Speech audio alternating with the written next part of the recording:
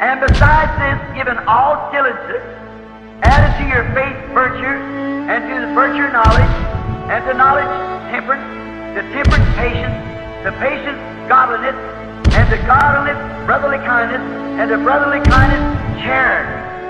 But to listen at it and receiving it is different.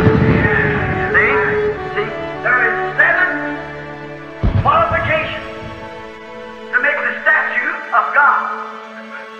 There are 7 church ages that God has brought the church to this qualification, and He has 7 messengers to do it. There are 7, 7, 7. That's right. Pode parecer um pouco estranho esta manhã usar meu sobretudo na plataforma, mas fiquei muito feliz em mostrar o belo sobretudo que esta igreja me deu. Vi o irmão Neville aqui em cima outro dia com aquele belo terno, como lhe caía tão bem, e pensei, bem, parecia tão bonito, e a congregação falando disso, pensei, vou usar meu sobretudo na plataforma. Sabe, acho que nunca crescemos, nós sempre, e eu não quero crescer. O que acha disso, irmão Luther? Não, nunca quero crescer, só queremos continuar sendo crianças. O irmão Neville diz, irmão Branham, pensei que estivesse usando um daqueles trajes de ministros de classe mais alta, olhei de relance e pensei que talvez tivesse colocado uma túnica. Um complemento desse belo paletó. Bem, diria que eu estava precisando muito de um e este é o melhor que já tive. Agradeço muito por ele. Irmão Roy Robertson, não sei se está aqui esta manhã ou não, ele teve algo a ver com a escolha. Foi mesmo uma ótima escolha e estamos muito satisfeitos por tê-lo. E, portanto, estamos muito satisfeitos por estarmos de volta à casa do Deus vivo esta manhã e por desfrutarmos desses momentos maravilhosos de comunhão em torno da sua preciosa palavra. E logo agora, querendo o Senhor, terei de ir para o exterior. Acho que vocês viram, na voz dos homens de negócios, que vou para o exterior no mês que vem. E pediremos todas as orações das pessoas que orem por nós enquanto estivermos fora. Parece que no exterior, minhas reuniões parecem ser melhores, porque lá as coisas acontecem melhor. Nos Estados Unidos, eu estava dizendo ao irmão Mercier que eu ouvia, ele me deu um toca-discos primeiro, e ele tinha os discos de alguns dos meus sermões. Eu sabia que se alguém me ouvisse, teria de ser pela graça de Deus, porque eu achava que poderia ser um pouco melhor. Ele está gravando isso também, um pouco. Pode cortar essa parte, está vendo? Ele está com o polegar para baixo, acho que isso é cortá-lo. Mas eu lhe digo, fiquei tão surpreso. A pregação mais pobre que já ouvi em minha vida foi a minha própria. Isso mesmo, no disco. Fiquei tão nervoso que não consegui nem jantar. Passei mal, saí da mesa, não consegui dormir aquela noite. Fui para Kentucky com o irmão Wood ontem. Quando voltei, eu disse, irmão Wood, não vejo como posso conseguir que uma pessoa venha me ouvir. É tão ruim, tão repetitivo. E erros de gramática e pontuação, não há nenhuma, eu não sei. Eu disse, de certa forma, saber que tem de ser Deus me incentivou, ou ninguém viria. É isso mesmo. Então eu estava falando com o irmão Collins, suponho que ele esteja aqui, então eu disse a ele, ele veio, eu estava lhe contando sobre isso, eu disse, irmão Collins, honestamente, eu disse, tenho quase 30 anos como pregador e por certo deveria saber o que é um sermão. E eu disse, esse é o pior que já ouvi. E ele é ministro metodista e seu irmão é muito importante na denominação metodista. E ele disse, diga uma coisa, irmão Branham, as colocações e suas frases podem não terminar certinho e coisas assim, mas disse, já pensou naquele rapaz que pregou no dia de Pentecostes que nem conseguia assinar seu próprio nome? Seu nome era Pedro. Disse, imagino que não foi pontuado direito. Mas veja, o que faz alguém olhar para isso é que se houve essas transmissões de rádio, está tudo escrito. Veja, eles podem escrever e pontuar e coisas assim, porque estão lendo. Eu estive com Charles Fuller, pregando atrás de um coxo, mais ou menos assim, como uma plataforma, e tudo o que ele dizia, ele era número 1, número 2, número 3, número 4, assim, até conseguir completar tudo e cronometrava. Era tudo censurado pelo rádio e tudo mais. E com Billy Graham, viu dele, assim por diante, onde ficam ali, falam isso, apenas leiam o mais rápido que podem e já está tudo pronto. Então, acho que você consegue as ênfases. Mas o meu problema é que nem eu conseguiria ler, então se eu escrevesse, tenho certeza que não conseguiria. Então é a graça maravilhosa, não é? Ver o que Ele pode fazer por nós. Mas eu estou grato por estar começando agora, terminando este ano velho, para começar um novo ano. Ouvi uma fila de oração e, de fato, também não fiquei satisfeito com a fila de oração a ouvir. É a primeira vez que me ouço assim, em uma mensagem, e fiquei muito surpreso. As filas de oração não foram feitas direito, não. Acho que vai acontecer que depois de um tempo todo mundo vai ter de saber tudo sobre eles antes de crerem. E começando o ano, quero mudar isso. E só começar a fila de oração quando Deus falar comigo, essa pessoa está fora de linha ou algo assim. Eu paro e deixo os outros seguirem em frente, porque você não consegue passar o suficiente assim. As pessoas sabem onde estão, o que são e fizeram, mas se encontrar algo que não esteja alinhado com Deus, é hora de parar e dizer, é esse, está vendo? Portanto, acho que talvez tenha havido alguma alteração, irmão Leo, desde que as ouvi e confio que Deus nos ajudará no ano que vem. Agora, creio que hoje à noite tem culto aqui no tabernáculo. Eu estarei aqui na 62 com o irmão Ruddle esta noite e entendo que vão fazer uma vigília aqui. E o irmão Ruddle me convidou para essa vigília. Mas pensei em talvez voltar ao tabernáculo essa noite, porque sempre tentei estar no tabernáculo na véspera de Ano Novo. E eu queria voltar para cá com os irmãos. Então, meio que me comprometi um pouco e estarei com o irmão Ruddle hoje à noite na 62, no antigo Clube 62, que foi convertido em uma igreja. Depois, na quarta à noite, estarei de volta aqui para a vigília. E então, na quinta, partiremos para Chicago e depois para Filadélfia e depois para o exterior.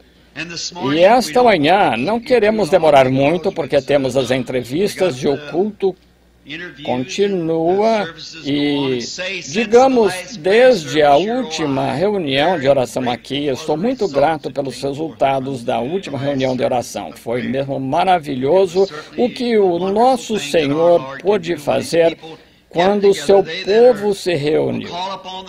Os que invocam o nome do Senhor se reúnem, creio que é assim, e oram, e então Deus ouve do céu. Portanto, inclinemos a cabeça um momento agora, enquanto esperamos nele para nos dar a inspiração necessária para esta mensagem. Senhor, Tu tens sido nosso refúgio e força em todas as gerações. Nossos antepassados antes de nós confiaram em Ti e não foram confundidos. Acreditaram em Teu santo nome e emergiram como luzes brilhantes. E nós os vemos, como disse o poeta, como pegadas nas areias do tempo, nossas separações deixam para trás, pegadas na areia do tempo. Então vemos que aqueles que confiaram em Ti sempre, sem falhar uma única vez, acertaram. Embora tenham passado por muitas águas profundas e por grandes provações e perseguições, no entanto, no final, o Senhor sempre os fez sair mais do que vencedores, porque é a Sua palavra prometida que farias isso. E gostaríamos de pedir hoje que abençoes esta pequena igreja. Abençoa seu pastor, nosso bom irmão, o irmão Neville, e sua família. Pedimos que estejas com ele neste ano que entra e que o unjas ainda mais e o abençoes em todos os sentidos. Fortalece a saúde, a da sua família, os pequeninos que estão nascendo. Mantenha o irmão Neville forte e saudável. E abençoa esta igreja e cada membro que faz parte dela e a junta de administradores, como os amamos com verdadeiros homens valentes de Deus, e a junta de diáconos também são teus servos valentes, e todas as pessoas que frequentam aqui, somos gratos por elas, Senhor. Faz bem ao meu coração saber que este charco antigo com um matagal na esquina há muitos anos tornou-se um farol para o reino de Deus. E rogo, Deus, que permaneça de pé até Jesus voltar.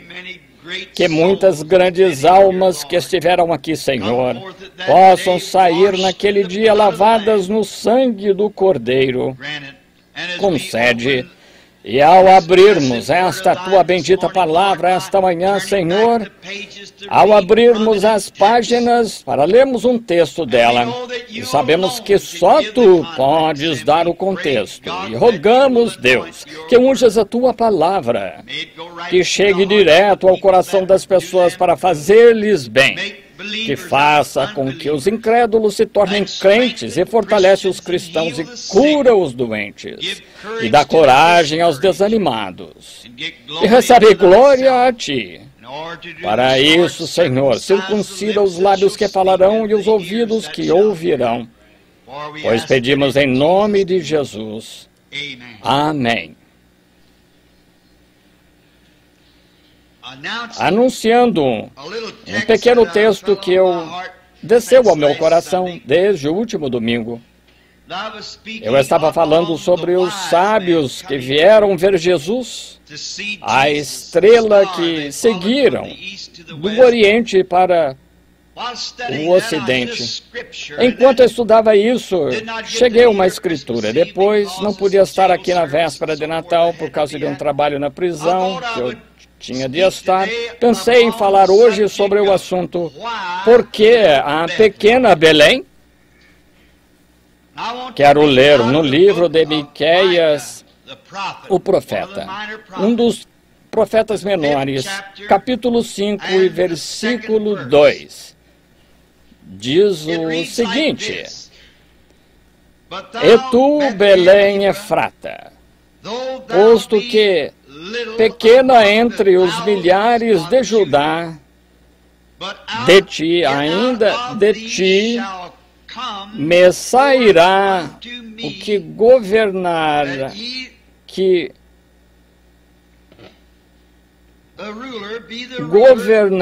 em Israel, e cujas saídas são desde os tempos antigos,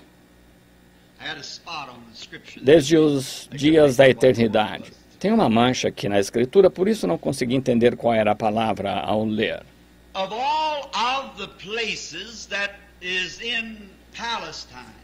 De todos os lugares que há na Palestina, e há tantas cidades grandes e seus locais,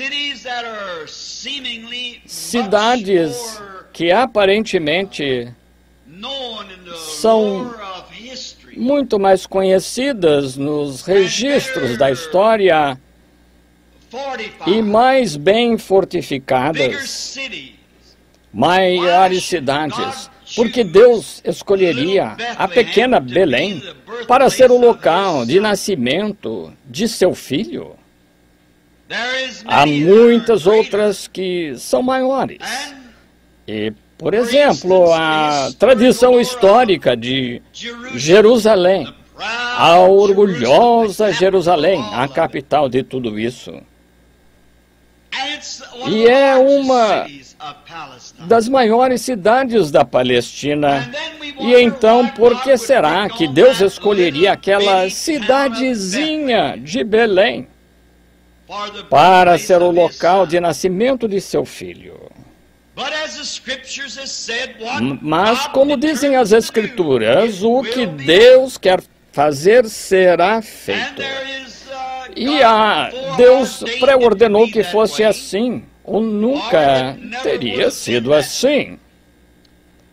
E lá a Escritura diz, no capítulo 15 de Atos, que não há nada por acaso. Deus sabia de tudo, não foi por acaso que aconteceu assim, foi que Deus determinou que fosse assim. E então, quando nós, em nossas pequenas mentes finitas, começamos a pensar, por que o grande rei dos céus escolheria um lugarzinho como esse em vez da capital? Em vez de Inclusive, havia muitos lugares que tinham um histórico espiritual maior do que o de Belém. Por exemplo, alguns lugares como Siló. Siló era um antigo local de adoração de Israel, aonde todos iam, ano após ano, para aquele grande lugar onde a arca do Senhor ficava. E por que então ele não nasceria em Siló? Depois havia Gilgal, outro grande lugar espiritual de adoração. Porque Deus não permitiu que ele nascesse em Gilgal. E havia outro, Sião. Sião ficava no topo da montanha. E nos perguntamos por que Jesus não nasceria em Sião. Porque esse tem sido um grande marco histórico onde o Senhor tem abençoado o seu povo ao longo dos tempos.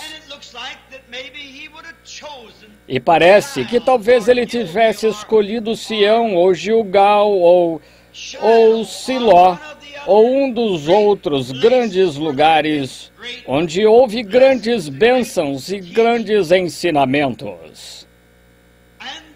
E havia outras grandes cidades, como Hebrom. Esse era o lugar para quem desejava uma cidade de refúgio, um lugar seguro. Havia também Ramote-Gileade, outro lugar de refúgio também para onde o povo poderia ir, o que seria muito apropriado para ele nascer. E talvez, se fosse eu pensando, eu o teria levado para Cádiz Barneia, pois lá estava o tribunal e um lugar de refúgio. Talvez eu tivesse levado para essa região como local de nascimento dele, ou talvez tivéssemos escolhido alguma outra cidade. Mas sabe, fico muito feliz que até as coisinhas insignificantes na Bíblia tenham tanto significado. Creio que foi Jesus quem disse que vocês passam por cima das questões mais importantes da lei, cumprem? Ou melhor, mas passam por cima das pequenas coisas, e às vezes são as pequenas coisas que sustentam as grandes. Mas no final das contas, as grandes engrenagens estão girando da forma exata como Deus ordenou que girassem aqui. Nunca haverá uma que não esteja em seu lugar. Deus pré-ordenou todas as coisas e elas devem se encaixar exatamente no lugar certo. E quando temos fé dessa forma e começamos a pensar quem está por trás de tudo isso, qual é a mola principal que está girando essa grande estratégia econômica de Deus, descobrimos que é o Espírito Santo. Não é deixado nas mãos dos homens para fazer as coisas, mas nas mãos do Espírito Santo. E ele é a mola principal, que se ele puder usar o resto dos instrumentos, funcionará perfeitamente e estará no tempo exato de Deus. E então vemos isso. Imaginamos na mente, então, ao olharmos para as grandes coisas e como as faríamos, e isso nos consola muito hoje ao pensar que talvez, se somos um pequeno grupo de pessoas, talvez sejamos insignificantes para o mundo e para as igrejas maiores das denominações. No entanto, Deus usa essas coisas simples, pois também está escrito na Escritura: não temas, pequeno rebanho, pois é da vontade de vosso Pai dar-vos o reino. Que consolo! Eu sei que assim como Jesus teve de nascer na pequena Belém, o pequeno rebanho será aquele a quem o Pai dará o reino, porque está escrito. E toda a Escritura é inspirada, e as Escrituras não podem ser anuladas. Elas têm de cumprir-se.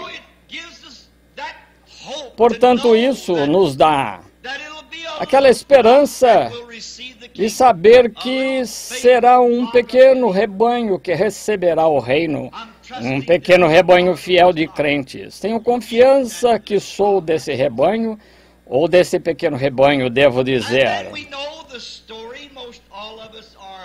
E então conhecemos a história, quase todos nós temos conhecimento da história de como Israel chegou à Palestina por promessa de Deus. E sabemos que o grande Josué foi quem dividiu a porção de cada tribo. E por certo, se tivéssemos tempo de agora até às 6 horas da noite, para ficarmos neste assunto, de colocá-las de forma a chegarmos ao verdadeiro significado delas, mas não temos só uns 30, 40 minutos. Por isso temos de abordar apenas os pontos principais, confiando que o Espírito Santo, para vocês, leitores da Bíblia, colocará o restante no coração de vocês conforme formos estudando. Sabiam que essas porções, como Josué as distribuiu na Palestina, foram dadas por inspiração? E aquelas mães hebreias, daqueles patriarcas, quando o bebê ia nascer e ela estava sofrendo dores de parto para dar à luz à criança, ela anunciava o lugar exato onde aqueles patriarcas se estabeleceriam e estariam nos últimos dias. Por falar em inspiração, esta Bíblia é inspirada. Não importa quão pequena seja, cada pequena escritura tem uma coisa tão notável na escritura no grande quadro. Ela toda, cada palavra é inspirada. E disso depende o destino das almas, pois é a palavra do Deus imortal e eterno. E mesmo aquelas mães, quando o bebê nascia e ela pronunciava sua voz, colocava-os na posição em que estariam na terra prometida, centenas de anos depois. E Josué, sem saber disso, ainda assim, pela mesma inspiração, colocou-os exatamente onde deveriam estar. E Josué, dividiu a porção de Judá. Se notarem no mapa, geograficamente, fica a oeste do Mar da Planície, a poucos quilômetros ao sul de Jerusalém, a capital. E quando Judá estava recebendo sua parte, ou melhor, sua parte na terra, sua província, nós a chamaríamos assim. É estranho, mas essa pequena cidade nem foi mencionada. Belém. Porém, ela estava lá porque Abraão, creio que Rebeca, foi sepultada naquele lugar.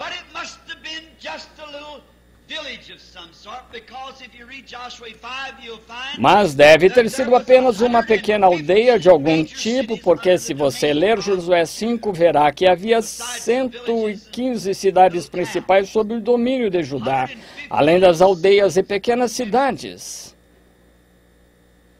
115 cidades mencionadas. E talvez quando foi dividida, Belém era tão pequena, talvez apenas uma ou duas casinhas, que nem sequer foi mencionada na herança. E então descobrimos que ela não chegou a ser conhecida. Aquele que a fundou foi o filho de Caleb, cujo nome era Salmão. E ele a fundou. A Bíblia diz que ele foi o pai da cidade, o que significa que ele foi o fundador de Belém. Em outras palavras, ele deve ter se mudado para lá e aberto algum tipo de negócio, comércio e tudo o mais que a fez crescer.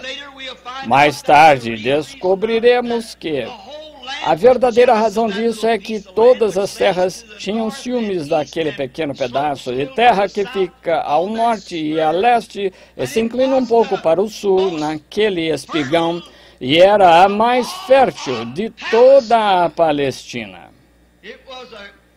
Era um cinturão de milho e um cinturão de trigo, e havia grandes pomares de oliveiras, e assim por diante naquela parte de Belém, ou Palestina, no final da província de Judá. E vemos que ela também se tornou o lar da prostituta Raabe. Quando Israel ultrapassou a fronteira do Rio Jordão, na Palestina, conhecemos a história de Raabe, a meretriz. Vamos imaginá-la esta manhã por alguns minutos como uma bela jovem que por algum infortúnio da vida foi forçada a entrar, sendo pagã, na vida que estava vivendo. E muitas vezes as pessoas são forçadas a viver a vida que têm. Eu estava no presídio a outra noite para visitar um homem que estava cumprindo uma sentença, e eu o peguei pela mão e conversei com ele. E eu disse, por que faria uma coisa dessas? E segurando minha mão, ele começou a falar. E ele foi forçado a fazer o que estava fazendo. Eu disse, porque você permitiu que isso forçasse a fazer isso. Você não precisa fazer isso. Ninguém precisa beber. Eu disse, eu também sou ansioso, mas não há necessidade disso. E essa jovem, depois de ter ouvido falar de Israel e de um Deus que era um Deus que respondia a oração, não só um Deus a quem orar, mas um Deus que respondia. Quando ela ouviu falar que havia um Deus de milagres, que podia fazer milagres, que secava os mares e fazia chover pão dos céus, seu coração começou a tremer. E quando ela recebeu a primeira mensagem de 2 pregadores que foram até lá, logo aceitou de todo o coração. E um cordão de escarlata foi atado à sua janela para proteger a sua casa, porque ela havia recebido a mensagem. E devo acrescentar aqui, vocês sabiam que ela tipificou a igreja gentia? Ela era gentia. E ela era um tipo da igreja gentia. Quando ouviram a mensagem, todos nós estávamos fora, em prostituição espiritual, cometendo fornicações espirituais contra o Deus do céu, em todos os tipos de coisas, todos os tipos de denominações e religiões. Mas, quando soubemos que havia um Deus que ainda vivia, que podia fazer milagres, recebemos logo a mensagem. Ali foi aplicado o sangue do Senhor Jesus, que fez o cordão escarlate. E para não entrar em detalhes, vocês sabem como ela o pendurou na janela publicamente. O sangue foi mostrado publicamente. É assim que o sangue deve ser mostrado publicamente. Pendurado no lado de fora da parede para mostrar que do lado de dentro algo aconteceu. É assim que o verdadeiro crente em Cristo está esta manhã. Do lado de fora está a manifestação do sangue do Senhor Jesus, que mostra que aconteceu algo do lado de dentro. E através disso, Deus olhou para baixo quando a ira caiu e as trombetas começaram a tocar. Deus viu aquele cordão escarlate pendurado lá como um memorial. Ele sempre se agradou de passar por cima do sangue. Quando eu vir o sangue, passarei por cima de vós. Ele o viu.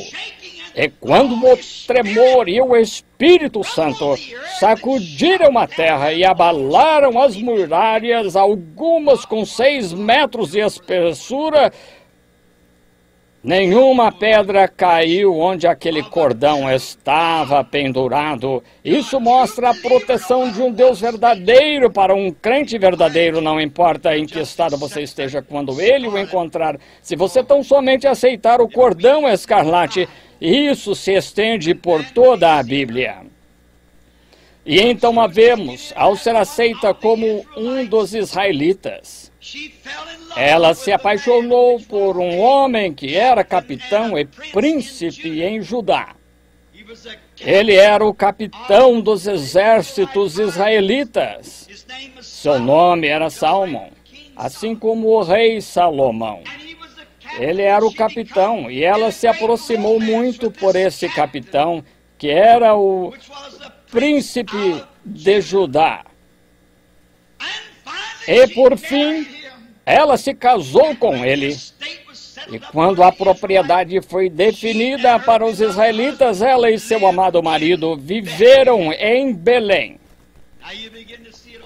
Agora vocês começam a ver a abertura, não é? Está vendo? Começa a se abrir, pois vemos que em Belém ela morava, sendo uma noiva gentia com um judeu. Por quê? Porque ela acreditava em um Deus que operava milagres.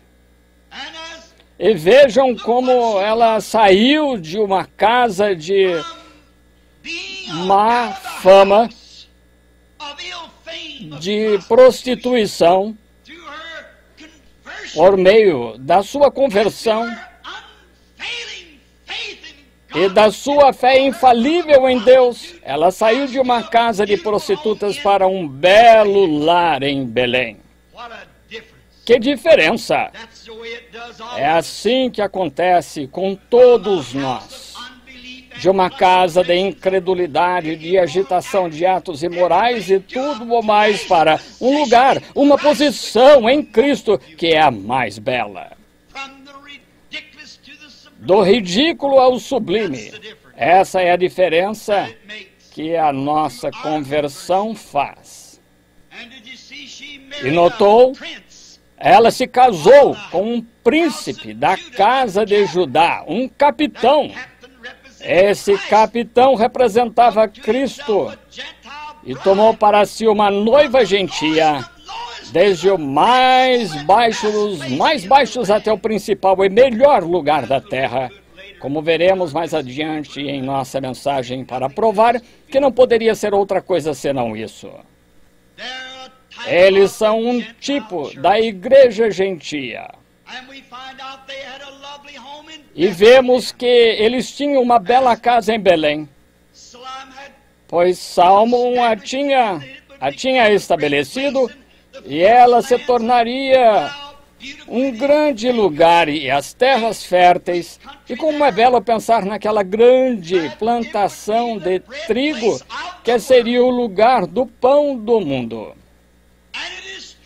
E isso é verdade. Não é de admirar que Jesus tivesse de nascer ali, porque ele era o pão da vida. É para lá que todas as nações vão buscar seu trigo. Todas as nações vão buscar seu milho, pois era em Belém que havia essas terras férteis. E você vê a pequena coisa apenas dizendo, era a província do trigo. Mas isso significava alguma coisa.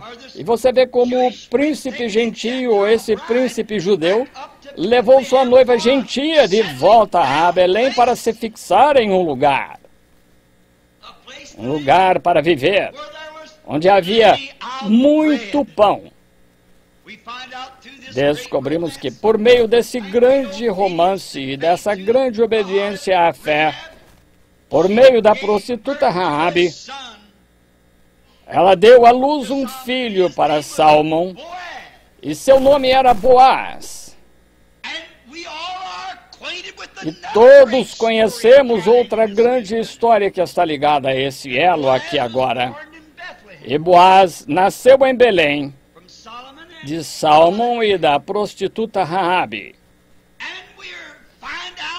E nós vemos que anos mais tarde, depois que Noemi deixou o país e foi morar com os moabitas, e quando eles maldosamente a maltrataram, e ela deixou de ser ou de ter comunhão com o restante dos fiéis e se colocou em uma situação de apostasia em outra terra, entre outro povo, ou seja, ela deixou a verdadeira igreja crente para ir para o mundo por um tempo e se unir a uma igreja social que acreditava que qualquer coisa seria aceitável. Lá ela perdeu seu marido. E não parecia ou não precisa ser sempre em morte física. Você pode perdê-lo em morte espiritual ou perder sua esposa. É melhor ficar em um bom lugar. É melhor ficar onde você sabe que está coberto pelo sangue, independente da aparência do resto das igrejas, do tamanho delas, da beleza das torres. Tem suas igrejas e de como os grandes sinos tocam. É melhor ficar onde o sangue cobre os pecados das pessoas. Vocês podem perder uns aos outros e, acima de tudo, você pode perder o Senhor Jesus e ser impedido de entrar. E vemos então que depois que seus filhos se foram, ela perdeu os dois e voltou, porque não havia espírito de avivamento na cidade naquela época. Como eu gostaria de pausar aqui por um pouco. Como eu gostaria de pegar isso aqui e mostrar a vocês, independente de quantas igrejas tenham voltado atrás, fiquem debaixo do sangue. Esse é o lugar de ficar. Dentro ou fora, para cima ou para baixo, grosso ou fino, seja onde for, fique debaixo do sangue. Mas Noemi achou que seria melhor ir para outro grupo, porque estavam tendo problemas. O pão espiritual não estava lá. Mas Deus vai restaurá-lo? Eu restaurarei, diz o Senhor. Fique no campo de onde ele vem. Então, descobrimos que ela começou a desejar voltar porque ouviram dizer que um grande reavivamento surgiu. E se você notar, Noemi voltou na estação da cevada, diz a Bíblia, bem na época da colheita. Em outras palavras, quando houve um grande reavivamento, aplicando-o espiritualmente, ela voltou justo nessa época. Não sobrou nada. Ela não tinha nada.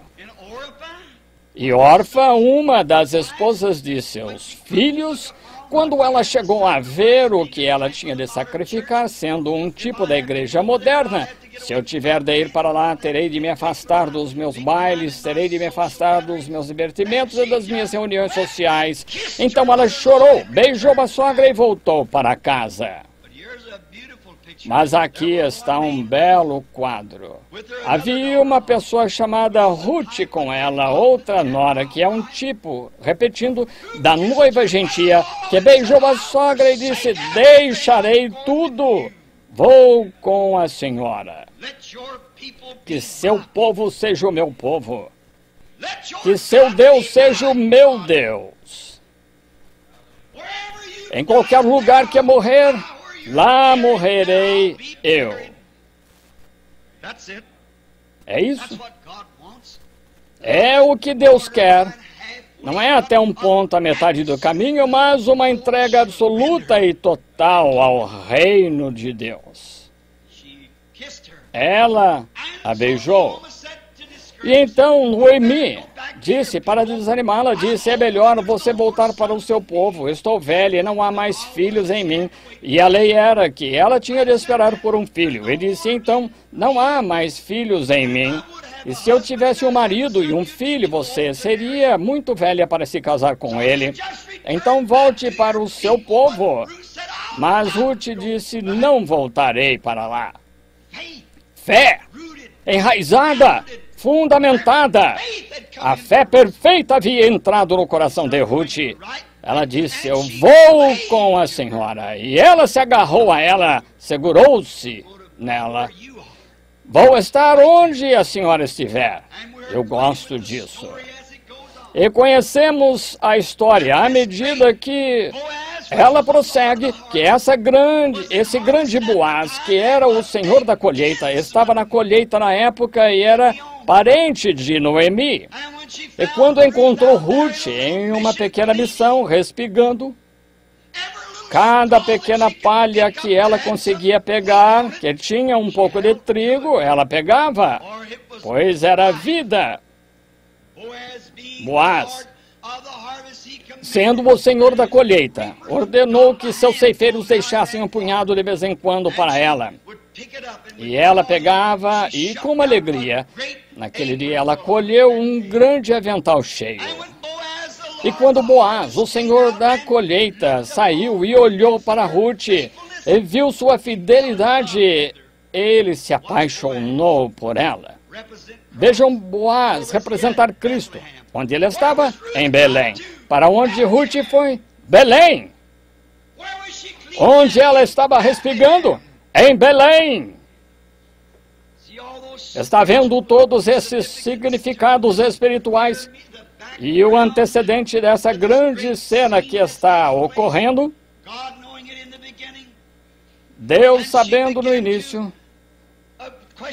E ela começou a perguntar à sogra o que deveria fazer. E por fim, Ruth se casou com Boaz, uma gentia casada com um príncipe, outra vez em Judá. E se fixou e viveu em Belém.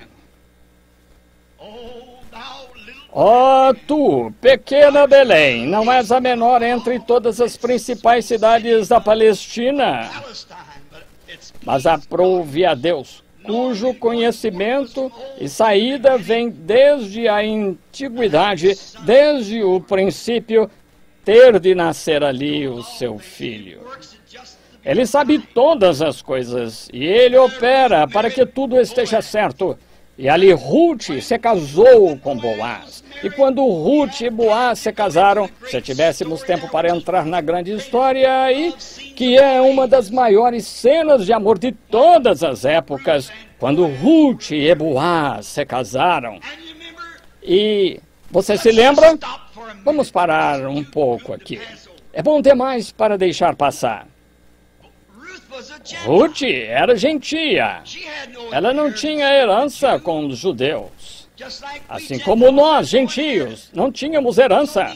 Portanto, Noemi era a única a herdar. Então, ela perdeu todos os seus primeiros bens. Todos os seus bens foram vendidos em leilão público. Portanto, ela foi excluída e foi embora. Agora, quando ela voltou, Havia apenas uma pessoa que poderia resgatar sua herança perdida, que era um parente próximo a ela. Boaz sabia disso e, por isso, teve de arranjar uma maneira de ter essa moça gentia como esposa.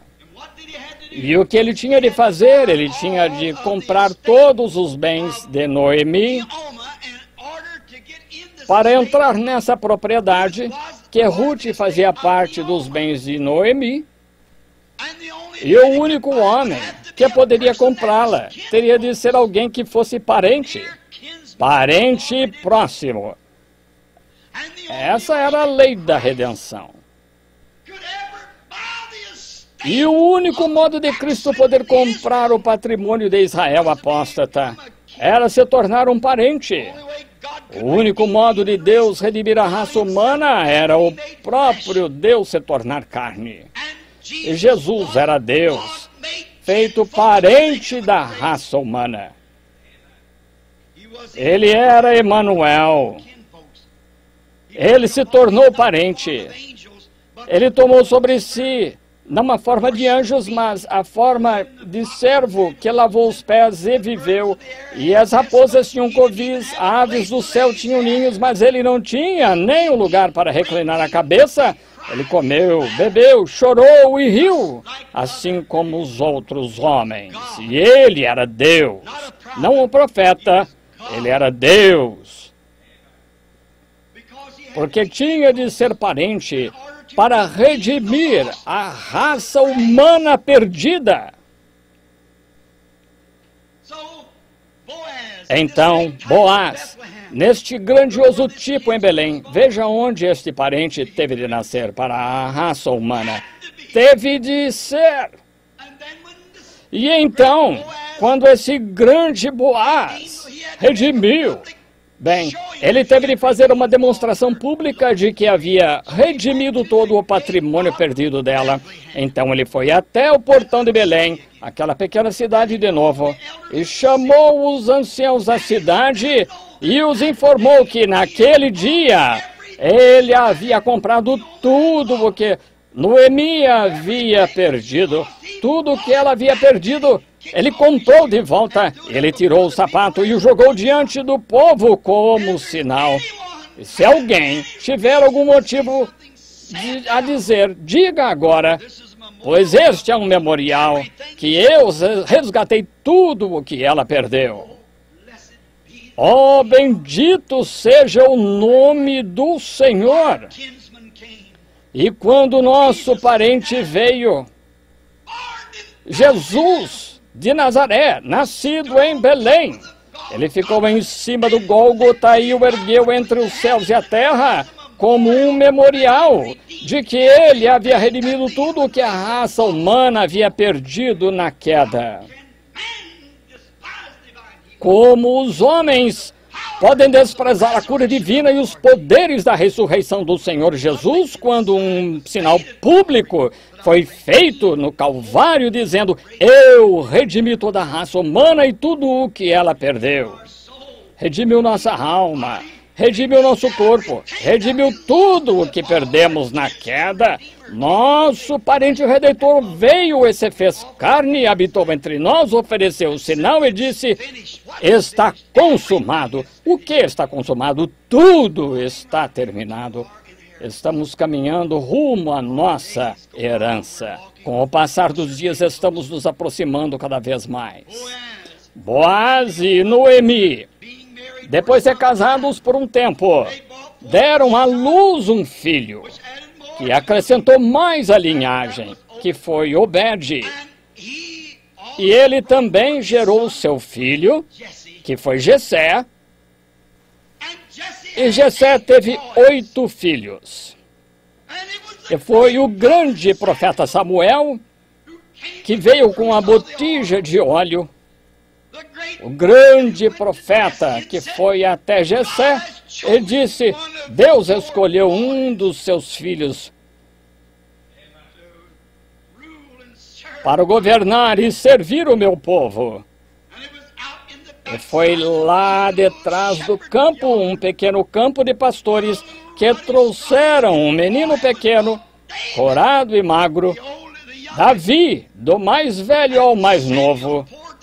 E Samuel derramou o óleo da unção sobre ele, na presença de todos os seus irmãos e dos que estavam por perto, e provou que Deus o havia ungido rei.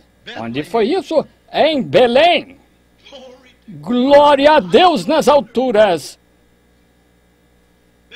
Não é de se admirar. Belém, onde ele foi ungido rei. E foi em Belém que Davi nasceu. E seu filho maior, Jesus, também teve de nascer em Belém, porque eles são muito próximos, os dois, seu pai e seu filho. Esse grande filho não era apenas o filho, ele era a raiz e a descendência de Davi. Ele existia antes mesmo de Davi. Ele será depois de Davi. Ele era para a eternidade, desde a eternidade, mas de acordo com a carne e todas as coisas a serem cumpridas, ele era o filho de Davi. Ele nasceria anos mais tarde, nesta mesma Belém, esta pequena cidade abandonada. Mas o tempo todo, você notou aí, está ocorrendo um grande e poderoso mistério que ninguém parecia entender. É a mesma coisa que acontece na Belém de Deus hoje. Está se dando um sinal misterioso que ninguém parece entender. É algo que passa por cima da cabeça das pessoas. Elas parecem não entender. Não importa o que seja feito ou dito, e a parte misteriosa das coisas que são feitas. As pessoas olham e dizem, ora, acho que está tudo bem, e continuam, mas não entendem. Não conseguem entender. Não conseguem assimilar. Era isso que Deus estava fazendo em Belém, em Judá. Ele está operando todas essas pequenas coisas, se erigindo para chegar a uma grande cabeça. Davi, quando foi ungido rei, quando era rapazinho, era ruivo, mas devia haver algo nele que parecia real para Deus. O pequeno, o menor da família. O resto dos rapazes, grandes e belos homens, ficariam bem em suas vestes e com uma coroa na cabeça, mas Deus mostrou o que ele vê. Não a aparência externa, mas o interior de alguém. Ele olhou para o seu coração, e ele sabia o que estava no coração de Davi, independente de como a coroa ficaria nele. Ele sabia que encontrara um homem que lhe agradara, ou seja, Davi seria um homem segundo o seu coração. Foi por isso que ele derramou o óleo da unção, ou mandou derramá-lo sobre Davi. Por sinal, o nome Davi significa amado, e foi bem representado em Jesus, o amado, anos mais tarde. O filho de Davi, que viria para cumprir tudo o que havia sido prometido. E essa pequena cidade de Belém foi onde aconteceu. E foi nessas mesmas pequenas colinas da Judéia, onde Davi pastoreava suas ovelhas. Muitos anos depois, que os anjos cantaram seu primeiro Noel, nas colinas da Judéia, com vista para Belém. O primeiro Noel. A ti nasceu, na cidade de Davi, Cristo, o Senhor. A primeira vez que os anjos apareceram para cantar não foi em Jerusalém, a grande igreja, tampouco foi em Gilgal ou em Siló, onde sempre tiveram adoração religiosa denominacional. Mas foi na pequena Belém onde o Espírito de Deus estava se movendo de forma misteriosa, produzindo algo. Foi lá. Foi lá que Cristo teve de vir. Foi lá. Foi bem naquela mesma cidadezinha, com um que nasceu rei, que uma mãe virgem deu à luz seu filho primogênito. abrigou e acolheu em sua pequena fortaleza o Rei dos Reis e o Senhor dos Senhores, onde não apenas Samuel veio para derramar o óleo da unção, mas Deus derramou sobre ele e sobre o mundo. Cristo, o Senhor. Os anjos anunciaram sua vinda e cantaram para os pastores nas colinas que seguiram o rei Davi anos antes. Estão vendo o mistério de Deus? Quão grande é? Ele nasceu nesse grande cinturão de trigo que, quando o trigo nasce, representa os princípios básicos da vida, e ele era o pão da vida. Eu sou o pão da vida.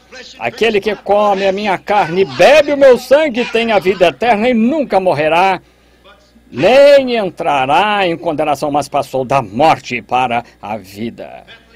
Belém, o nome Bethel, B-E-T-H, Beth, na palavra hebraica, significa casa. E-El significa Elohim, sua abreviação. Elohim significa Deus. B-E-T-H, Beth, E-L-E-L é Elohim, que é Deus, a casa de Deus, onde o pão da vida é colocado.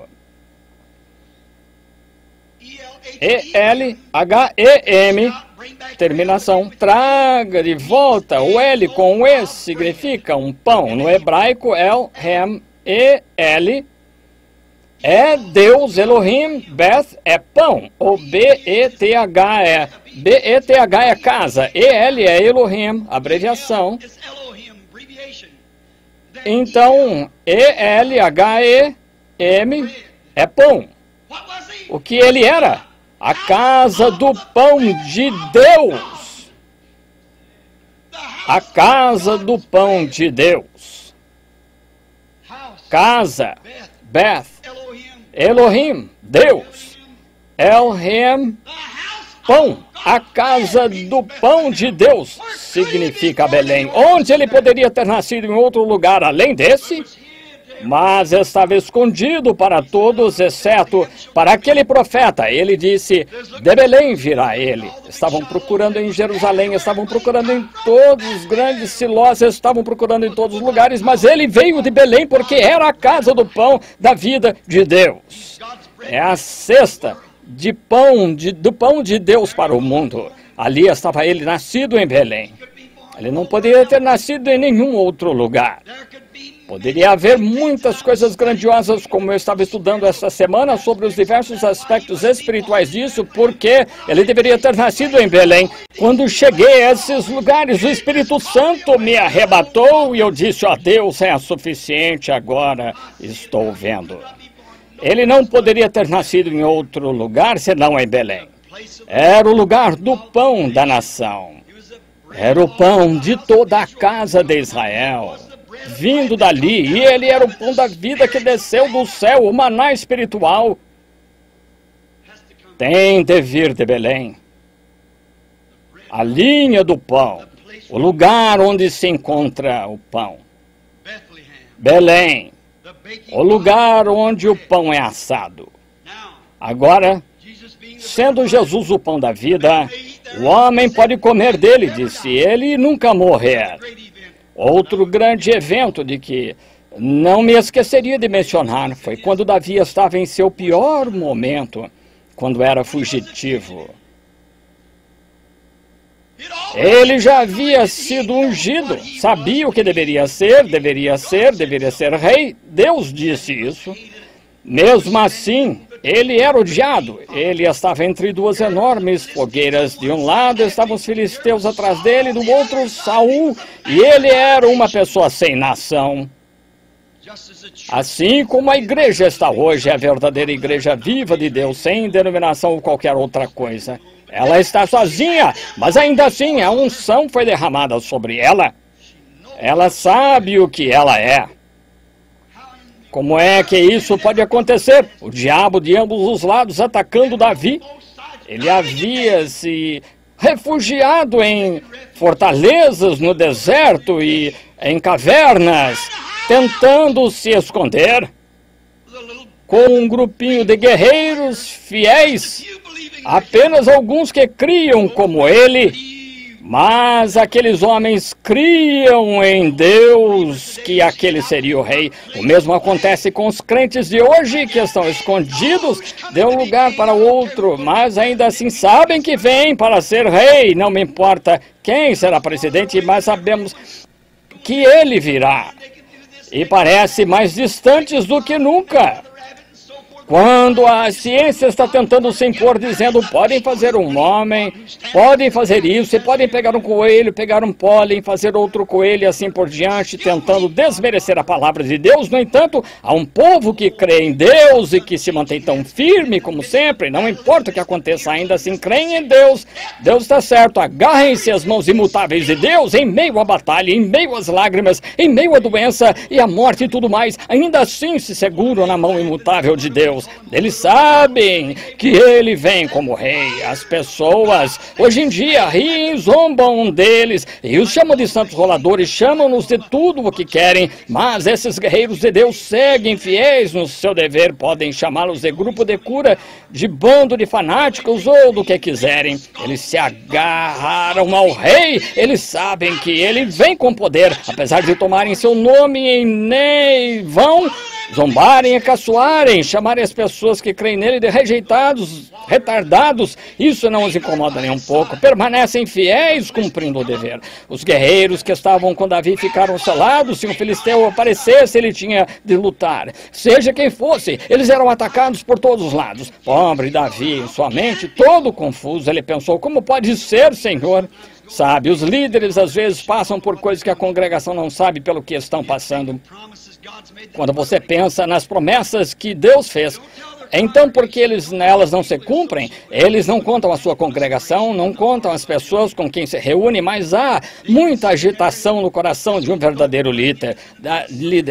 Davi sentado ali com a garganta queimando. Estávamos no meio do verão, os filisteus se aproveitando da divisão entre Davi e Saul. Saul procurava Davi por toda parte, os filisteus também, e depois os filisteus procuravam os israelitas. Isso é que é confusão. Bem, como está acontecendo agora. Davi se refugiou naquele lugarzinho, naquele pequeno abrigo, em todos os lugares que podia alcançar, nas pequenas fortalezas em que podia se agarrar. Então ele subiu na montanha naquele calor escaldante no meio do verão, quando o calor era intenso, com a garganta seca, inquietações, temores no coração, e querendo saber, oh Deus, como pode ser? O Senhor derramou aquele óleo sobre mim, não porque eu escolhi, mas porque me escolhestes, porque o Senhor me chamou do pastoreio das ovelhas lá fora, e me disse que me daria isso para servir ao seu povo, e aqui me colocou entre as fogueiras em todos os lugares. Isso estava passando por seu coração. Ele se sentou no alto do monte, olhou para baixo, e lá os filisteus entraram e ocuparam Belém, sua pequena casa. Então, sua pequena cidade estava sob o controle governamental do inimigo. Não só isso, mas a casa do seu próprio pai, a casa de Jessé, estava sob o cativeiro dos filisteus. Então lá estava ele naquele dia quente, sem dúvida, andando de um lado para o outro e olhando para aquele longo vale de uns 40 quilômetros até lá e voltando. Lá estava a casa do seu próprio pai, escravizada pelos filisteus. Lá estava Saul do outro lado, e lá vinha este bem no meio, veja, para tomar partido. Vendo o grande momento em que Israel estava todo dividido, a igreja se dividiu em distintas denominações, por assim dizer. Aqui estava Davi, de pé aqui atrás, sem saber o que fazer, mas sabendo que sobre ele estava a unção. Sabiam que a unção estava ali. Sabiam que Davi seria rei. Aleluia! Sabemos quem vai ser rei. Não importa quem será o presidente, eu sei quem vai ser rei. Ele será o rei. Sei que é preciso algo para permanecer. Mas Deus me ajude a fechar meus olhos para as deliberações e tudo mais. Veja através dessa visão espiritual ali que ele é o rei que virá. Eu o servirei. Se for a morte, que eu morra. Se for minha família, meus entes queridos, se for minha denominação, se for tudo que eu os sirva, ficarei com ele. Esses são os guerreiros de Deus, como aconteceu com Davi. Eles tinham as mãos na espada, andando sempre. É assim que os guerreiros de Deus andam, prontos. O inimigo diz, você precisa tomar uma bebidazinha para ser sociável. Eu não toco em suas coisas impuras, amém. Aí está o inimigo, aí está seu guerreiro. Oh, você pode deixar esse negócio de santo rolador em que acredita. Eu creio em Deus, permanecerei fiel. Aí estão os guerreiros. Ah, quer dizer, não existe isso de cura divina. Isso é o que você acha, eu sei que sim, entende? Não existe isso de batismo no Espírito Santo, esses dias já passaram. Isso é o que você acha. Eu já o recebi, é tarde demais para me dizer que não. Eles sabiam que a unção estava sobre aquele rapazinho ruivo, sabiam que ele seria rei. Mas Davi, em sua própria mente, estava aflito. Posso imaginar. Vamos observá-lo um pouco. Ele volta para fora e se senta. Olha para lá e pensa, minha amada cidade Belém, olhe para ela, onde as grandes coisas de Deus aconteceram, onde o bisavô do meu pai nasceu, onde minha tataravó ali pronunciou em seu coração, na época do nascimento de Judá, de cuja tribo sou, que havia algo sobrenatural lá. Ela declarou o lugar deles, e ali Josué posicionou aquele filho bem e por ali vieram todas estas coisas aqui. Tem de ser. Eu era pastor de ovelhas e o Senhor me ungiu com óleo na cabeça. O Senhor disse que eu seria rei. Eu creio em ti. Amém. Então ele volta, olha lá embaixo e pensa bem. Lá na minha cidadezinha onde nasci, aquela turminha com quem eu estava, aqueles bons tempos. Seria melhor se os metodistas olhassem para os seus bons dias, quando são escassos, em pequenas escolas aqui nos Estados Unidos, caindo sob o poder de Deus e jogando água no rosto deles. Seria melhor vocês batistas olharem de onde vieram também, e o restante também. Vocês pentecostais olhem para o ponto de onde vieram. Isso mesmo. No calor da batalha aqui, Davi começa a pensar, posso me lembrar das noites que passei lá fora naquela colina. Lembro-me de quando olhava as estrelas, como se moviam lá em cima e como Deus falava ao meu coração quando menino. Lembro-me de quando fiquei tão imerso no Espírito um dia, olhando para as nuvens e os passos verdejantes, que exclamei no Espírito e cantei, o Senhor é o meu pastor, nada me faltará. Ainda que eu andasse pelo vale da sombra da morte, não temeria mal algum, porque tu estás comigo. Oh, que coisa! Ali estava ele bem nas garras da morte, bem naquela hora de ambos os lados. Sim, embora eu ande pelo vale da sombra da morte, os bons tempos, quando o Espírito estava comigo, quando Deus estava comigo, eu cantava seus louvores, eu o desfrutava. Lembro-me de uma vez que um leãozinho apareceu certa manhã e pegou uma das minhas ovelhas, e o Espírito de Deus veio sobre mim, saí, agarrei e acabei com ele. Lembro-me dessa libertação. Lembro-me de que naquela noite, pouco antes do sol se pôr, um urso veio e pegou uma ovelha e eu o matei. Que grande livramento! Lembro-me de quando eu estava cantando seus louvores nos dias da minha infância, quando pastoreava minhas ovelhas. Oh Deus, leva-me de volta àquele lugar. Leva-me de volta ao meu primeiro amor. Leva-me de volta e devolve-me meu cajado de pastor. Isso, às vezes pensamos assim. Mas estamos no auge da batalha. Algo tem de ser feito. Já fomos meninos, agora somos adultos, a luta continua. Lembro-me de quando a serragem borbulhava no chão e as pessoas clamavam e berravam e não se podia andar por ali em lugar nenhum por causa das pessoas. Mas hoje não é assim. A batalha está se dando. Não se trata mais de William Branham, o pregador mocinho. Você tem de produzir. Sim, Senhor, tem de haver algo diferente. O tempo começou. A batalha começou. O fogo está quente. O tempo de serem libertas. As pessoas, cada um que se encontra escrito no livro, agora chegou a hora. Davi, com todas as suas frustrações, andando por ali pensando, que dia quente, ufa, está tão quente, Saul pode vir por aqui, filisteus por aqui, exércitos em volta por toda parte, aqui estamos na boca de uma caverna, e ainda assim o óleo da unção sobre mim, como é possível? Deus, como pode ser? Eu queria beber alguma coisa, então sua mente se volta para lá, para os portões de Belém. Havia um poço. Não havia água como aquela. Sabe, a Palestina tem umas águas ruins. Eles têm águas ruins. E tem até febre negra e outras coisas. Muitas são alcalinas que matariam você. Mas Belém é a fonte de água da província também. Não havia água como a de Belém. Davi pensava, quando eu pegar minhas ovelhas e sair de manhã, passarei por aquele antigo poço e beberei. Oh, como era fresca, doce e como matava a sede. Agora sua garganta estava um pouco seca, mas ungida. Oh, quiseram um gole de água. Agora seus guerreiros... E ele clamou em seu desespero, ah, se alguém me trouxesse de novo um gole daquele velho poço lá em Belém. Oh, depois de sonhar com todos os seus dias de infância e as vitórias e vê-lo onde estava sentado aqui entre as fogueiras, ele clamou, oh, bem que alguém poderia me trazer água de Belém. Ora, seus guerreiros não conseguiam interpretar seu pensamento, mas, irmão, eles o amavam com tudo o que havia neles. O menor de seus desejos era uma ordem para eles. 3 de seus poderosos guerreiros puxaram suas espadas, saíram do acampamento e abriram um caminho por 40 quilômetros.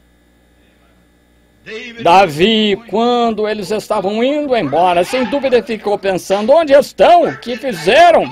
Para onde foram? Será que sabem que estão pondo em risco sua própria vida? Eles estavam bem nas garras da morte, em um trajeto de 40 quilômetros com emboscadas por toda parte, e as espadas tremulavam, os escudos batendo. Mas esse homem deles, o irmão que eles acreditavam que seria rei, desejava beber. O irmão queria saber se os guerreiros de hoje estão dispostos a abrir caminho por meio do formalismo, das dúvidas e da incredulidade para se refrescarem na presença do Senhor, os desejos dele. O menor dos seus desejos, se for na África, na Índia, se for na rua, ou seja onde for, o menor dos seus desejos, Senhor, é a minha ordem. Morte não significa nada para mim. Popularidade? Que coisa! O que sou, o que serei? Não significam nada, Senhor. É para satisfazer teus desejos. Esses são os guerreiros que estão do lado dele. Se me chamarem de santo rolador, se meu nome for escandalizado, se me chutarem na rua, não importa. O desejo dele é uma ordem. Esse é o verdadeiro soldado. O que eles fizeram? Lutaram até chegarem àquele poço, mergulharam o balde na água e lá foram eles lutando, abrindo o caminho de um lado a outro até chegarem à presença de Davi. Disseram, aqui está, meu Senhor. Oh, que coisa! O quê? Um homem que foi desonrado, um homem que era odiado pela igreja, um homem que era odiado pelo rei, um homem que era odiado pelos filisteus, um homem que era odiado em quase todos os lugares, mas um pequeno grupo que o seguia, sabia que ele era o rei que viria. Hoje eu conheço vocês, cantamos ótimos hinos, construímos grandes igrejas, temos grandes cânticos e tudo mais. Nós o louvamos assim, mas Jesus disse no coração, vocês estão longe de mim, pois ensinam como doutrina os mandamentos dos homens. Se o Espírito Santo entrar e fizer algo na igreja mostrando a presença de Jesus Cristo, eles o põem para fora. Em vão me adoram. Adoram, mas em vão o fazem, ensinando como doutrina as tradições dos homens. Mas há guerreiros que acreditam nele, há guerreiros que apoiam isso, com um entendimento espiritual como na pequena Belém lá. Estão vendo? Claro, foi assim. Davi pegou aquele balde de água, olhou para ela, e a Bíblia diz que a despejou no chão e disse, Senhor, longe de mim que eu beba isso, porque estes teus guerreiros arriscaram a vida para ir até lá e trazerem água para mim. É o sangue de homens, não posso fazer isso. E essa água doce, que eles arriscaram a vida e atravessaram os limites do inimigo para irem até lá e pegarem, Davi derramou no chão como uma oferta voluntária ao Senhor. Não foi maldoso, só estava cumprindo as Escrituras, porque, embora Jesus de Belém seja o pão da vida, ele também é a água da vida. Com certeza é. E o que ele fez, ele foi representado tanto por Davi quanto por guerreiros, porque ele era o rei e ele era o guerreiro que veio e atravessou os limites do inimigo. Amém! Conquistou a morte, o inferno e a sepultura. Derramou seu próprio sangue para que João 3,16 se cumprisse. Porque Deus amou o mundo de tal modo que deu o seu Filho unigênito para que todo aquele que nele crê não pereça, mas tenha a vida eterna. Isso significa que ele não deu a água que representava, mas ele era a água, perecendo um povo perecendo que pode ter vida. Como ele fez isso? Através do seu próprio sangue, derramando, não deixando uns pingos, um acidente. Ele o derramou livremente no Calvário, depois de ultrapassar todas as barreiras do inimigo e derramar o sangue da sua vida para que pudesse ser cesta de pão ao mundo. E a fonte se encheu de sangue tirado das veias de Emanuel, quando pecadores submersos na torrente perdem todas as suas manchas de culpa. Foi por isso que ele nasceu em Belém. É por isso que ele tinha de vir, porque era o centro do pão. O pão da vida era o centro da água. O que é isso? As águas da vida. E em Jesus havia ambos, o pão da vida e as águas da vida. Portanto, ele tinha de vir nascer em Belém. Tu, Belém da Judéia, não és a menor entre as grandes princesas? Você é um pequeno pregador comum, é apenas um pequeno homem, mas de você sairá o governador, que é desde a antiguidade, da eternidade, eternidade. Suas promessas foram feitas desde sempre e de eternidade a eternidade. É por isso que ele nasceu em Belém da Judéia. Ela o embalou, e meu irmão, o lugar onde ele quer ser embalado hoje é no seu próprio ser, no seu próprio coração, para que ele mostre saindo de você as águas da vida para um povo que perece e o pão da vida para um povo faminto. Ele é o pão e a água da vida, que são as duas coisas essenciais para a sobrevivência de alguém. O pão e a água está prometido com certeza. Inclinemos a cabeça um instante. E ao inclinarmos, quero toda a sua atenção. Você já esteve em Belém esta manhã? Se nunca esteve em Belém, ela também era chamada de Efrata de Belém. Efrata de Belém. Efrata significa a raiz. Vem da palavra H-E-M-P. Hemp significa raiz. E o antigo distrito de lá era chamado de Efrata, que significa é o começo da vida. Cristo disse, se vós estiverdes em mim, eu sou a videira e vós sois os ramos. Ele é a raiz de toda vida. Se você nunca esteve em Belém, Efrata de Belém, venha esta manhã, receba-o como seu Salvador e Ele o perdoará dos seus pecados. Quer levantar a mão para Ele e diga, Senhor Deus, tem misericórdia de mim agora, eu agora aqui venho a Jesus de todo o coração, venho a tua Belém, a água e ao pão da vida, eu aceito agora como meu Salvador pessoal. Que o Senhor o abençoe, jovem ali atrás, que o Senhor o abençoe, Deus o abençoe, pequenino. A outro, diga agora, venho, nada tenho meus braços, estou com sede, minha garganta seca, queria saber onde posso ir encontrar a verdadeira vida, queria saber, já me filiei a igrejas, Deus abençoe, mas já me filiei a igrejas, fiz tudo o que sabia que deveria fazer, irmão Branham, mas nunca alcancei aquele verdadeiro recurso que dá vida. Agora venho, Senhor, para te receber. Ele está aqui para você.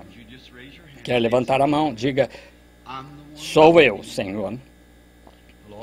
Sou eu que estou de pé necessitado. O Senhor o abençoe enquanto oramos. Ó Senhor Deus, esta pequena mensagem sem sequência, trazida das Escrituras, porém em todos os seus símbolos que puseste ali, talvez, está oculto aos olhos dos sábios e entendidos e será revelado aos pequeninos que aprendem.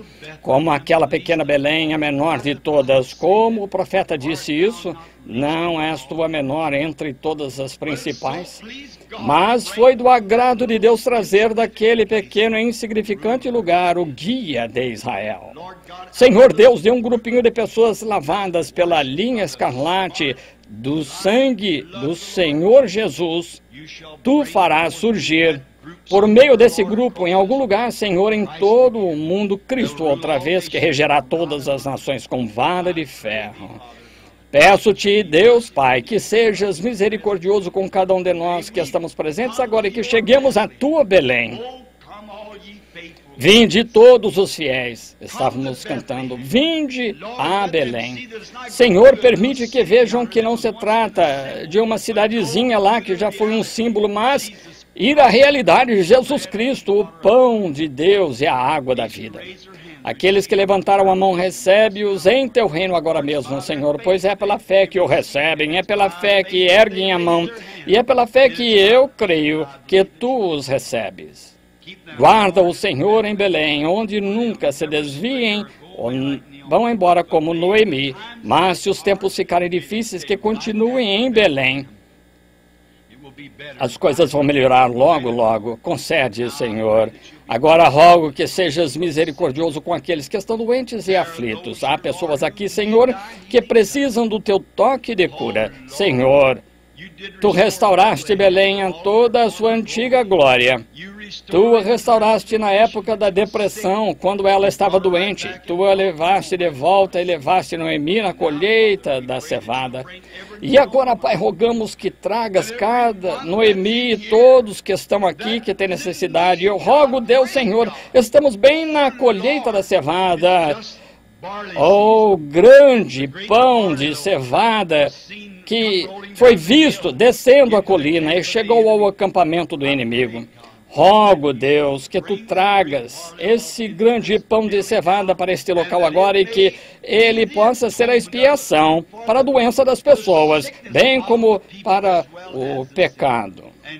E cura cada pessoa que está na presença divina. Sinto, Senhor, talvez seja apenas meu sentimento pessoal, mas sinto que estás perto, a tua proximidade aqui agora.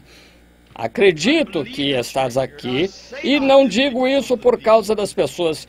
Tu que conheces o coração do homem. Rogo, Senhor, que de alguma forma tenham uma visão esta manhã, como aqueles guerreiros. Essa é a tua grande onipotência, teu grande poder, tua grande presença.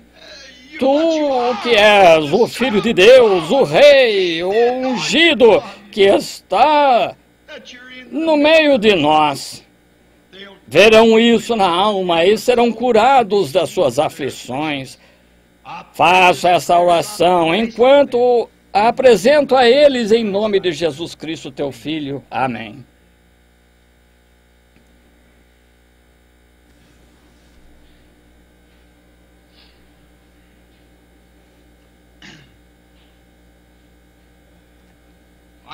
Creio em Deus, em todas as suas palavras. Creio que cada parte da sua palavra é divinamente inspirada. Creio que ele não é eu era, mas é eu sou, uma presença sempre viva. Creio nisso agora mesmo no meio das pessoas aqui presentes. Você que levantou a mão, encontre uma igreja para você. Seja batizado em nome de Jesus Cristo, invocando a Deus, lavando os seus pecados, crendo que sua breve vinda também será. Ele vai se manifestar em sua segunda vinda. Também creio que a presença dele está aqui para sarar os doentes, curar os necessitados. Não é preciso necessariamente orar um a um. Provei isso a outra noite para as pessoas que eu só queria lhes mostrar o que havia acontecido. Houve um certo jovem que está sentado olhando direto para mim agora, que estava na cama há dias. Sua garganta estava tão inchada que nem conseguia comer ou nada. Sua febre alta demais. E ele havia dito aos seus pais, mandem, peçam ao irmão Branham que venha orar por mim. E de alguma forma eles não queriam me incomodar porque eu estava ocupado e algo me fez ir à casa deles. Enquanto eu estava sentado lá, eles tentaram trazer um prato para o jovem, tinha ovo bem mole e outras coisas, feijão mole, amassado, e ele estava tentando engolir, mexia, pegava com o dedo, amassava, seus dentes estavam todos inchados com pus, e ele também tentava amassar com o dedo e tentar engolir dessa forma. Ele me deu uma ou duas mordidas e não conseguiu mais, empurrou. E eu estava sentado ali sem orar, apenas uma coisinha. Não se pode dizer a todos o que está acontecendo. Não. Eu disse, Senhor, Senhor, já estamos perto do fim do ano. Está surgindo algo novo. Permite-me, Senhor. É agora. É agora. É assim que comecei a dizer isso e dizer agora, no coração agora, sei que estás aqui. O jovem pegou, deu uma outra mordida e outra mordida, outra mordida, limpou todo o prato, entrou no carro dele e foi embora. Oh, ele é Deus. Veja, sua presença, ele não permite ele estar presente. Outro dia, quando tiraram esta última, mais recente foto, quando vi ali de pé, olhei para ela, pensei, bem, eu já vi o anjo do Senhor nessas e sei que foi maravilhoso, mas quando ele tirou esta, então, por volta das 3 horas da madrugada, ele me acordou e me disse o que era para ser, me explicou tudo, como era a armadura e tudo mais, e me mostrou as coisas nela que eu tinha visto, foi pegá-la, eu olhei para ela e lá estava, e nunca tinha visto antes. Oh, que sentimento, isso me trouxe um consolo. Saber que Ele está presente, Ele está aqui, sua presença e a presença do Senhor estava lá para curar os doentes. A presença do Senhor está aqui para curar os doentes. A presença do Senhor está aqui para os pecadores se convencerem. A presença do Senhor está no meio do seu povo. E Ele é Belém de Deus, cheio de pão e água. Estou tão feliz, e vocês, por termos um lugar para vir, comer e viver para sempre. Agora, o Senhor os abençoe. Tem algo que queria dizer, irmão? Vamos nos levantar só um instante. Nosso antigo hino de despedida, leva tu contigo o nome de Jesus. Quantos amam o Senhor? Vejamos vocês levantarem as mãos bem alto agora enquanto estão de mãos levantadas. Agora abaixem-se e cumprimente alguém que está ao seu lado. Diga, Deus o abençoe, peregrino, Deus o abençoe. Isso mesmo, então vire. Muito bem. Isso é para que vocês se familiarizem. Muito bem. Agora vamos olhar para o céu e cantar. Leva tu contigo o nome de Jesus, Filho da dor e do sofrimento. Ele lhe dará alegria e consolo. Leve-o para onde quer que for. Leva o precioso nome. Precioso nome. Oh, como é doce. Esperança da terra e alegria do céu. Precioso nome. Precioso nome. Oh, como é doce. Esperança da terra e alegria do céu. Agora lembrem-se